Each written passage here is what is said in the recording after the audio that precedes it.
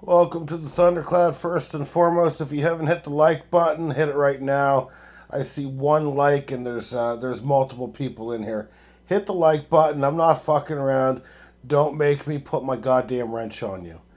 Furthermore, we actually do have some news to go over today that isn't just bullshit coaching news. No offense to Gus Bradley, who's a piece of shit.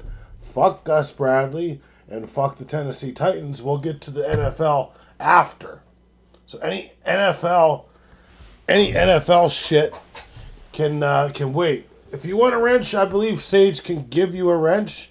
Sage, please give a wrench for a like.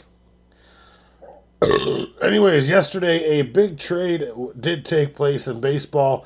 A three-team trade involving the Seattle Mariners acquiring Brendan Donovan. Now, the Rays received third baseman Ben Williamson. I'm guessing that's either one of these shitty prospects or, one of these competitive balance picks. Probably a competitive pick. So what do the Cardinals receive? They get right-handed pitcher Girangelo Saginti. I have no idea how to say his name. Center fielder Ty Pete, Colton Ledbetter, and two competitive balance round B picks. Okay, so let's just kind of read a little bit into the trade, and then we'll kind of go from there. So, what do we know about Brendan Donovan? Well, he's good. We'll get into his numbers a little bit later. What do we know about Ben Williamson? Well, Ben Williamson isn't really that good. He's got a 604 OPS last year as a 24-year-old for Seattle. 1.3 WAR suggests to me that he's a pretty damn good fielder, though. So, looks like a bit of a utility player for them being the Tampa Bay Devil Rays. And who are these prospects? So, Sagente is a 22-year-old first-round pick, 15th overall in 2024, ranked as MLB's number 91 prospect, and the Cardinals' number 4 prospect. So that's probably the big haul there. The other guys, Taj Pete, 15th ranked prospect in the Cardinal system, and Colton Ledbetter is 24 and is the 24th prospect for the Tampa Bay Rays. So that's how the three-way trade worked. Was basically the Cardinals received both the number 72 pick in the draft as well as Colton Ledbetter. So I'm just learning this shit right now, and it probably does show. Now, before we kind of move on, I'm going to say one thing. Interesting tweet that I saw. Yeah, it was Jeff Passan. I am stealing from Jeff Passan. But you've got Player A. So Player A, the last 3 years, has played 366 games, 282 average, 351 on base, a 420 slugging, and a 117 weighted runs created for a 7.5 F-WAR. Player B, 355 games with a 291 average, a 333 on base percentage, and a 445 slug, and a weighted run created of 116, and an F-WAR of 8.0. Who is Player A? Well, Player A is Brendan Donovan, and Player B is Bo Bichette. So it kind of tells you that the player that Seattle got is a very good one. He might play third, might play second, might play both. I would assume both. But I don't know where his primary position is going to be because they do have a young lad in their roster named, what the hell was his fucking name? Just give me a second here. Seattle. So here, let's just kind of check their team roster because they are a team that can pitch well. I still believe Seattle should have been in on Eugenio Suarez, but they were not. So I will kind of critique that a little bit. Okay. So yeah, I don't know. This Cole Young guy is one of their up-and-coming prospects that's going to see time this year. And they've on Fangraphs, they've got him projected to play second. So it looks like Brendan Donovan's going to be doing the majority of the work at third base there. So how does their team look off from an offensive standpoint. I say it still has some holes in it, unless, a guy like Cole Young can kind of do some things. But I'm not a huge fan of J.P. Crawford. He's pretty good. He's good enough for a shortstop, in my opinion. I do not know enough about this Dominic Canzone guy. That's kind of a weak spot, in my opinion, given that you could have plugged Eugenio Suarez there. Victor Robles, not a good hitter. But yeah, Donovan projected for a pretty good year. Cal Raleigh, Julio Rodriguez, Josh Naylor, Randy Rosarina. So I kind of like their top five a bit there. After that, I'm not a huge fan unless this Cole Young guy can do something. This Canzone guy, I don't know if they have plans to platoon him, because I know Rob Ruffschneider does have the ability to hit lefties, so I'm thinking there might be a platoon here between him and Canzone, but I don't follow the Seattle Mariners very well, or that's just not my team. Victor Robles, I think, is a weak spot, so I really feel like even with Donovan, which is a great addition, they didn't really have to give up a whole lot. Their fourth best prospect. You could argue they didn't even have to give up a top five prospect from their team, but that's it's arguable. We don't know where these prospects are. On every board, they're going to be somewhat different. Good move, but I just don't feel like they've really done enough to move the needle for me. I do like that they brought Josh Naylor back and brought Brendan Donovan in, who was rumored to them for months. But again, we'll see what this Cole Young guy can do. And maybe they do have another move up their sleeve to kind of improve their roster. But right now, I'd say it's not a bad roster, but it's not going to be upper echelon in my opinion. So that's just the way that I'm thinking. And yeah, Brendan Donovan, not the best player in terms of fantasy, but he does have a 772 career OPS, 282 average, 361 on base. So pretty consistent player, I would say. I mean, his lowest average has been 278. His highest has been 287. So that is the mark of a very consistent player. Would have loved it if the Jays could have got him, but you can't get them all. Sticking with the Jays, we do have a rumor that they are interested in acquiring another starting pitcher, which is kind of foolish. I don't know if this is just... I'm really not sure, to be honest, if they're interested. I mean, this is a top pitcher. I mean, this would be like a number 2 starter for sure. If they sign this Framber Valdez, I mean, the rotation would be absolutely over the top. Their bullpen would be outstanding. I would have to think Jose Barrios would be getting moved. I don't think you can keep, Kevin Gossman, Trey Savage, Shane Bieber, Cody Pounce, Jose Barrios, and Framber Valdez. But, if you have too much pitching, that's probably a good thing. I could see definitely them having interest if the years have gone down. Like if Framber Valdez is looking for a short-term deal with a higher annual salary, could definitely see it happening. And remember, I mean, we were just really, really trying to sign Kyle Tucker, not so much Bo Bichette, but we were really trying to sign him. So we do have money to spend. So this would be maybe the last signing we would make for sure. But it would definitely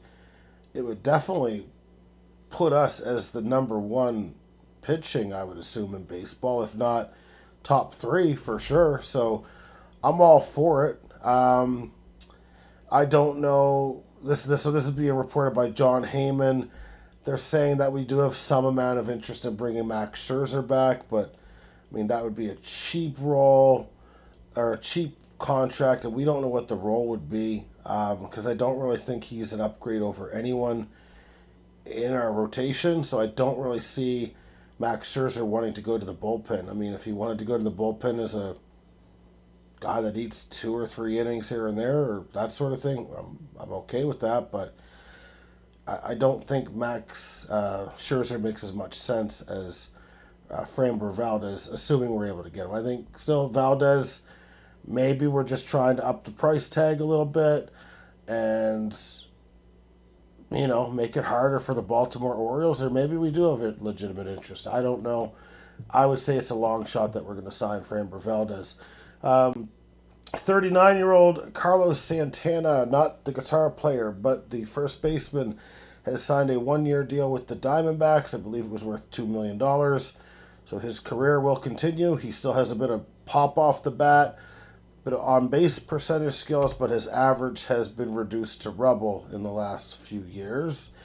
We do have a little bit of NFL news as well, so I shall go over that now. And I'm just going to quickly scroll through and go over what we need to go over. So we do know that Sean McVay was signed to an extension yesterday. I think it was a 5-year extension, or keeps him there for 5 years total.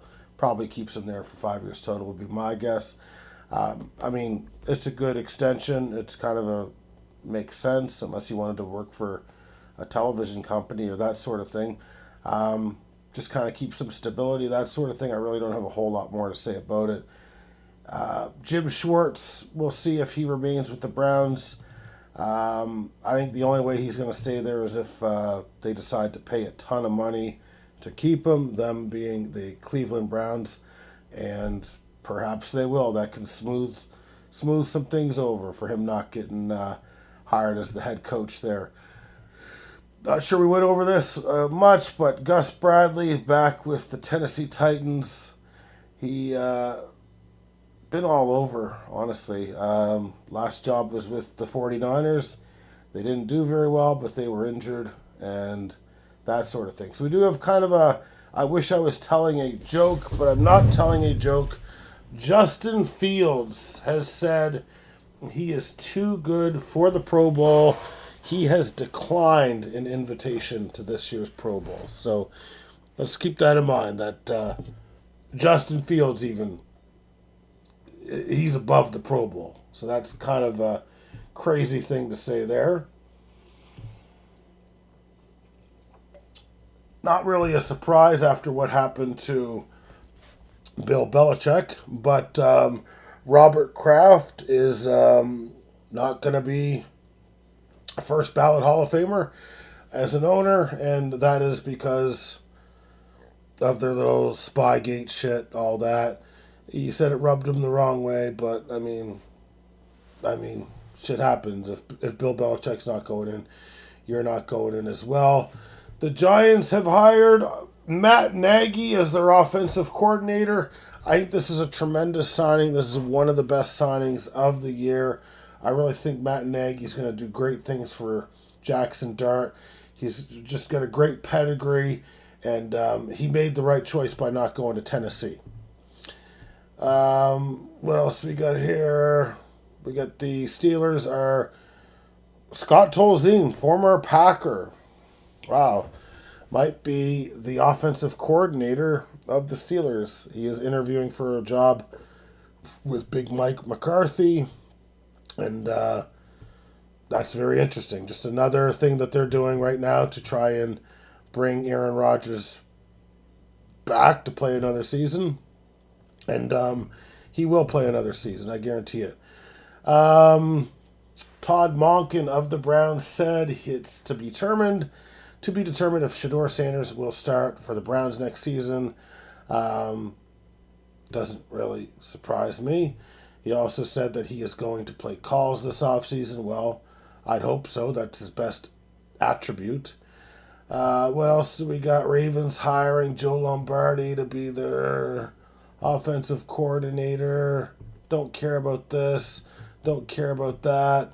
Don't care about this. Holy fuck. Way too much football news that isn't football news. The Bills did say fuck you Titans and hired quarterback coach Bo Hardegree, formerly of the Titans. We've got the Jets looking to potentially hire Frank Reich as their offensive coordinator. I'm sure that won't be a disaster. Okay, I'm not going over rumors. And finally, we've got some NBA news. What? I know you like Hardegree. I knew that you're going to miss Hardegree, man. Don't tell me to shut up when I know that you're fucking upset right now. And finally, to round things out, 2 NBA trades. The Cleveland Browns have reportedly acquired James Harden from the Clippers for Darius Garland and a second-round pick somewhere in the future. It's not named at this time, at least when I read this goddamn thing 2 hours ago. We also have a bigger trade. Jaren Jackson, power forward, being traded to the Utah Jazz along with John Concher, Vince Williams Jr., and Jock Lindale for Walter Clayton, Kyle Anderson, Taylor Hendricks, Georges Niang, and 3 future first-round picks. It's a lot of first-round picks to give up, but that's just the cost of doing business. They probably won't amount to a goddamn fucking thing. Just see here. You're shutting me up over Nagy? No, Nagy's a hell of a coordinator. I said I had NBA news, Sage. I said I had a little bit of NBA news to sprinkle in today. We're switching things up a little bit. We're expanding our horizons, okay? Matt Nagy will be a head coach next year for a team. I'm going to say it right now. You could put that on a soundbite because I'm fucking guaranteeing it. Guaranteeing it as much as I guarantee Chris Collinsworth will say Patrick Mahomes at the Super Bowl this year. Guaranteed. Mark it down, Sage. Mark that shit down. That just happened. You just heard that. Okay? I didn't say that the Cleveland Browns traded for James Harden. You know what? Maybe I did say it right. Maybe Todd Monken realizes that James Harden, a point guard, would be better at dishing the ball than Shedeur Sanders, who finished 41st out of 42 qualified quarterbacks for fucking passer rating. Maybe you did fucking hear me right. James Harden's a Cleveland Brown. And he's taken over for Shedeur Sanders, and that's that. That's that, Sage. And he'll do better than Shedeur fucking Sanders. He'll do better. I don't need audio clips that are edited with AI and Grok accounts and all this shit. I know what I said. I said Cleveland Browns the first time, Sage. You gonna wheel back and say I said Cavaliers? I didn't say Cavaliers. I said he's gonna be the starting quarterback as per Todd Monken in week 1 of the NFL fucking season. Don't believe me? Tune in the fucking preseason. 8 months from now. 8 fucking months. 8 miserable months from now. Not really, but it's gonna be a damn long fucking time, is all I have to say before we see another football game after this Sunday, which I will cover on Saturday. I will make my official prediction, and I will be correct. I will be correct. All right, Sage, is there anything that I missed? Anything I missed? Don't say anything about James Harden, motherfucker. Anything outside of James Harden that you think I missed?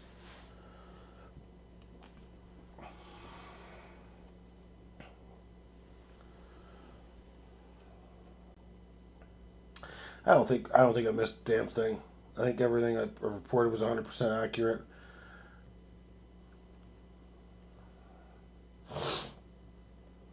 I'm going to take the sound of silence. I don't know. We got Simon Garfunkel playing right now, Sage? What the fuck, man? The sound of silence right now. You fucking Simon Garfunkeling me right now? You sick son of a bitch, you know? I've had enough of this stream. I've had enough of my platinum wrench for at least 23 and a half hours. We're calling it right there. Have a good night, guys. Over and out from the thundercloud. We'll see you bitches tomorrow, or we'll see you bitches in hell.